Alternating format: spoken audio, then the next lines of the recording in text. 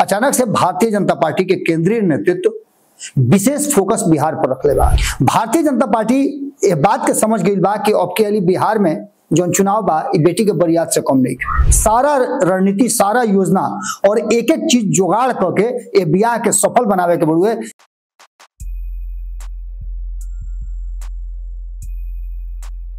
गोड़ लागत नहीं हीरा से अभिनंदन बा। खूटा टोक परिवार के खाली फिर से बहुत बहुत स्वागत, बहुत बहुत अभिनंदन करता नहीं। दुगो लाइन से शुरू करता नहीं कि चेहरा देख के वो दर्द के अंदाजा लगावता। चेहरा देख के वो दर्द के अंदाजा लगावता। घाव भीतरी बा वो मरहम बहरी लगावता। घाव भीतरी बा वो मरहम बहरी लगावता। आज हम बिहार के राजनीति में वो दर्द के दवाई, घाव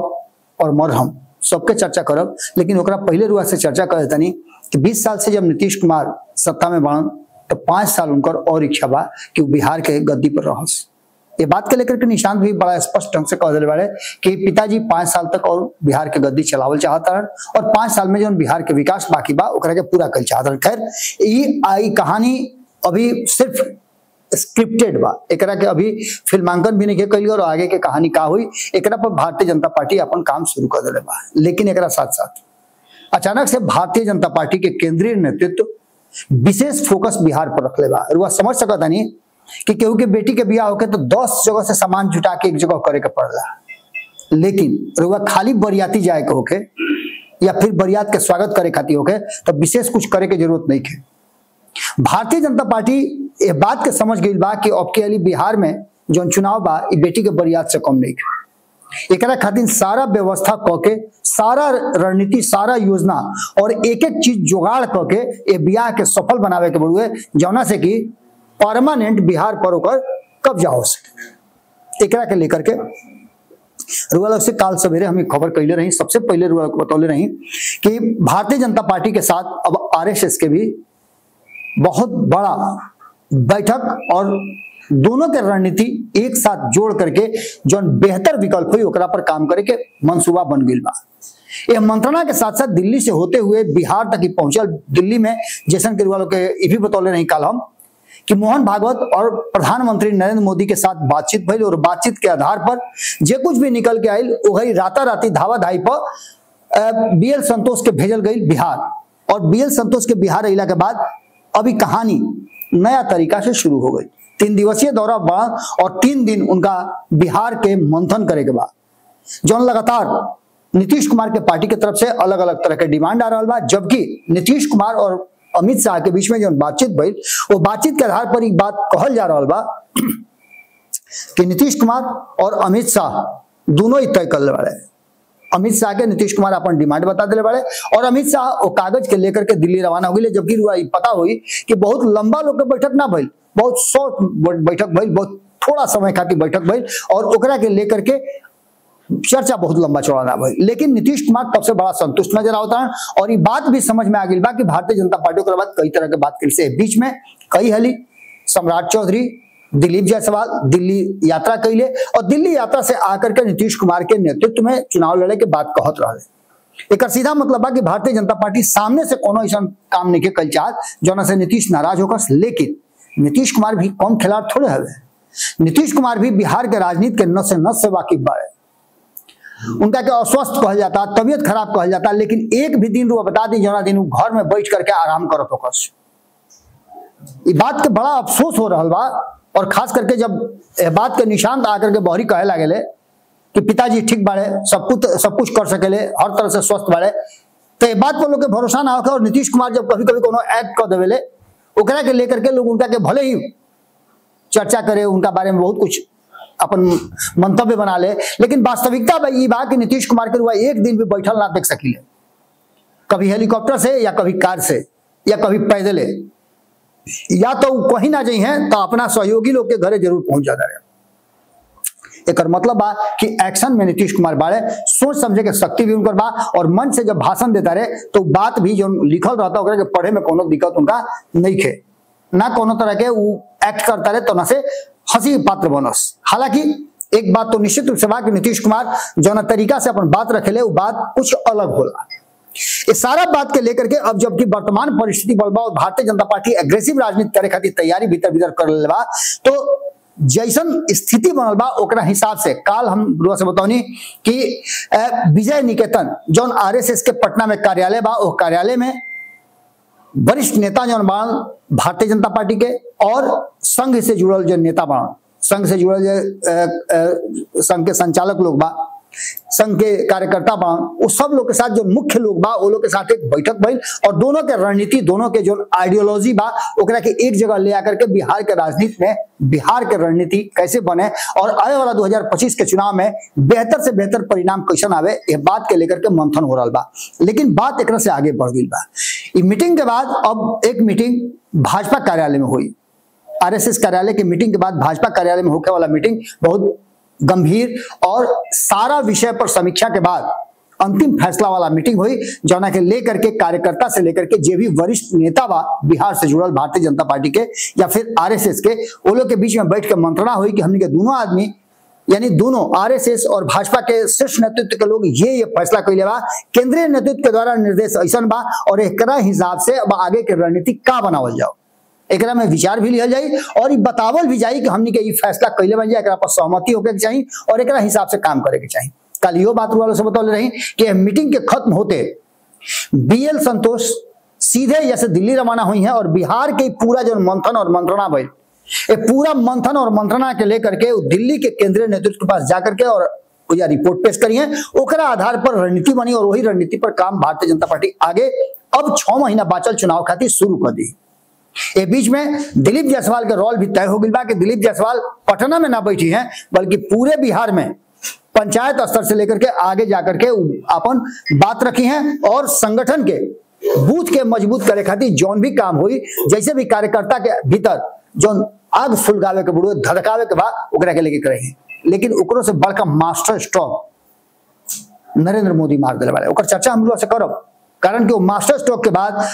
चारों खाने विपक्ष चित हो गई बा। विपक्ष के सारा मुद्दा है कल और एक साथ साथ एनडीए के लोग में अब 2 सीट कम मिली तो ना मंजूर बा, लेकिन अब एनडीए से जाए के कोनो स्थिति नहीं के उत्पन्न हो,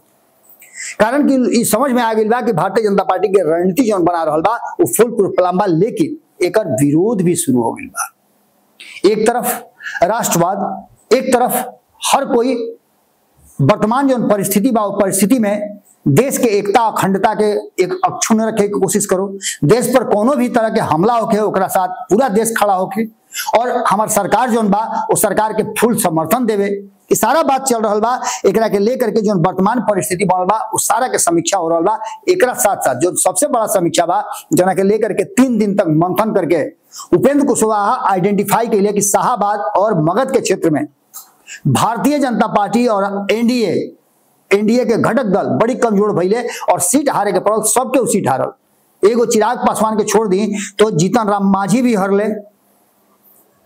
ऐसे हम कहता नहीं कि जौना 1 सीट पर उनका लड़े के मिला रहे वही 6 सीट पर विधानसभा के उनका बढ़त ना मिला रहे।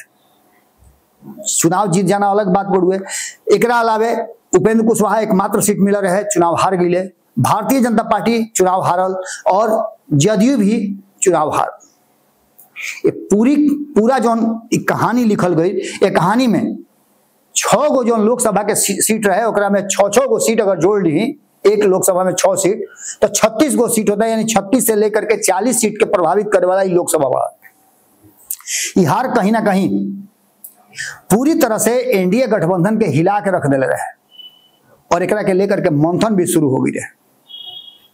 एकरा पर भी भारतीय जनता पार्टी मंथन करके कि 2024 के चुनाव से लेकर के 2025 के आज के डेट तक टिल 30 अप्रैल तक आखिरकार का कुछ भइल,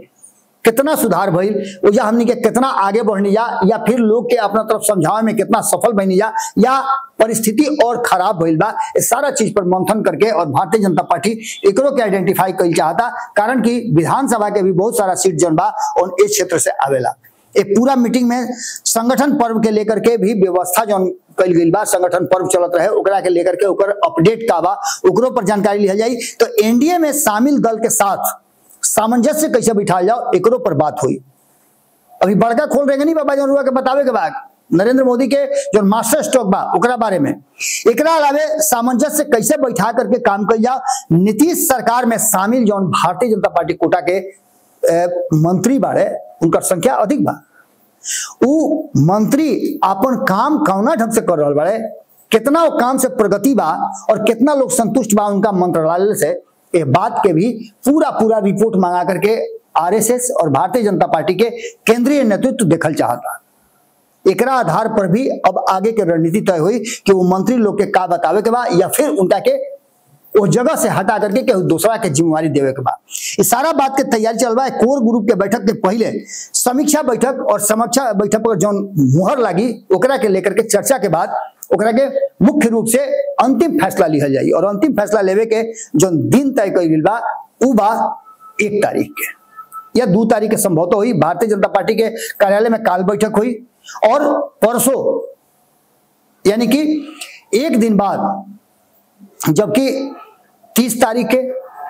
1 तारीख के और 2 तारीख के 3 गो डेट बा जना में बीएल संतोष पटना में रही हैं और 2 तारीख के उनका पटना छोड़ देवे के बाद पूरा समीक्षा के साथ साथ जो फाइनल निर्णय बिहार के हुई और जो केंद्र के नेतृत्व के जो गाइडलाइन रहे ओकरा आधार पर सब कुछ तय कर जाई। एकरा बाद सबसे बड़ बात बा कि नीतीश कुमार के लेकर के भी का मन में बा और नीतीश कुमार के रहला और ना रहला से कितना अंतर पड़ता है, नीतीश कुमार के कितना सीट पर मनावल जा सकेला, नीतीश कुमार के डिमांड जो बा ओकरा के माने में कितना अच्छा और बुरा प्रभाव पड़ी, इस सारा बात पर मंथन हुई। लेकिन सबसे बड़ बात बा कि अचानक से जो मास्टर स्ट्रोक नरेंद्र मोदी मरले है वो मास्टर स्ट्रोक के अब पूरी तरह से चर्चा शुरू हो गई बा। जातीय जनगणना रुआ देखले होगा कि एकरा खातिर नीतीश कुमार जब एनडीए में ही रहन तौना घड़ी तेजस्वी यादव सहित बिहार के 11 गो दल के लेकर के पहुंचे रहन नरेंद्र मोदी के पास और जातीय जनगणना करावे के देश भर में मांग कैले रहन, जौना पर नरेंद्र मोदी ओ घड़ी हामी ना भरलन, ओकरा के इनकार कर दिलन और ओकरा बाद केस मुकदमा भी भइल और बिहार में अपना खर्चा पर अपना अनुसार बिहार के सरकार अपन जातीय जनगणना करैलस, जौना के खूब चर्चा भइल। एकरा अलावे भी कई गो राज्य बोलो बाड़न उहा अपन जातीय जनगणना करैले बा। खैर एकरा बाद अब जबकि रुआ पता रहे कि परिसीमन होके के बाद, रुआ पता रहे कि 1 नेशन 1 इलेक्शन होके के बाद, तो जातीय गणना या जनगणना बहुत जरूरी रहे। एकरा के लेकर के अब केंद्र के सरकार जो बा जातीय जनगणना के फैसला ले ले बा और एकरा पर खुशी जाहिर एनडीए के लोग कैले बा। अभी तक ले एकरा पर जो नीतीश कुमार के पार्टी बा जब तक हम खबर करता हैं तब तक उनका तरफ से कोनो तरह के ए पर बयान नहीं आए, लेकिन ए पर कुछ लोग के बयान आ गए बा। जैसे सबसे पहले चिराग पासवान के कहना बा कि हम पहले से प्रधानमंत्री नरेंद्र मोदी से ये डिमांड करत रही और जातीय जनगणना करावे खातिर बिहार सरकार के साथ हमनी के खड़ा रही जा। आज ये ऐतिहासिक फैसला लेकर के कहीं ना कहीं देश हित में फैसला लिहल गई बा जो प्रधानमंत्री नरेंद्र मोदी के द्वारा लिहल गई बा। एकरा के लेकर के उपेंद्र कुशवाहा भी अपन मंतव्य दिले और उनकर भी कहना बा कि ये जातीय जनगणना करावे के फैसला देश हित में बा और एकरा से बहुत फायदा मिली कि पता चल जाई कि के कौना स्थिति में बा, कौना स्तर पर बा। जैसे बिहार में जातीय जनगणना भई ओकरा में लोग के सामाजिक, आर्थिक और शैक्षणिक स्तर के भी पता चलल। एकरा बाद पलायन कितना लोग के बिहार से गइल बा सब पता चलल। वैसे ही देश भर में के कहां कितना जगह रहा, कौना राज्य से कौन आदमी रहा है, इस सारा सब चीज के समीक्षा हो जाए, जानकारी मिल जाए और ओकरा आधार पर देश के पास एगो आंकड़ा भी हो जाए कि आज देश की आबादी कितना बा और कौन जाति कितना संख्या में मौजूद बा। खैर सारा बात के लेकर के विपक्ष जो रहे एकरा खातिर हमेशा स्ट्राइक करते रहे और नरेंद्र मोदी के सरकार पर हमेशा आरोप लगाते रहे कि जातीय जनगणना निखंड करावल चाहत। एक तरफ दबाव और दूसरा तरफ नरेंद्र मोदी के फैसला के बाद अब विपक्ष ही निश्चित रूप से देखा कि काल से आरोप लागे के शुरू हो जाए कि नरेंद्र मोदी बार बार यह देश के टुकड़ा टुकड़ा में बांटे की कोशिश की। पहले हिंदू मुसलमान में बटले, अब जाति में बांटे की कोशिश करता रहे। खैर एक बात वो मान के चली कि विपक्ष के लगे सरकार के जितना भी कार्य बा वो कार्य के आलोचना के अलग अलग तरीका बा, लेकिन नरेंद्र मोदी के फैसला के लेकर के एनडीए के लोग काफी खुश बा। अब देश के लोग कितना खुश बा ये बात के लेकर के कुछ इंतजार करे के पड़ी। जैसे जैसे फीडबैक आवत जाई वैसे वैसे हमनी के भी लोग तक पहुंचावत रह जा। लेकिन एक बात वो मान के चली कि नीतीश के तीर से मोदी ऐसा शिकार कैले कि जौना से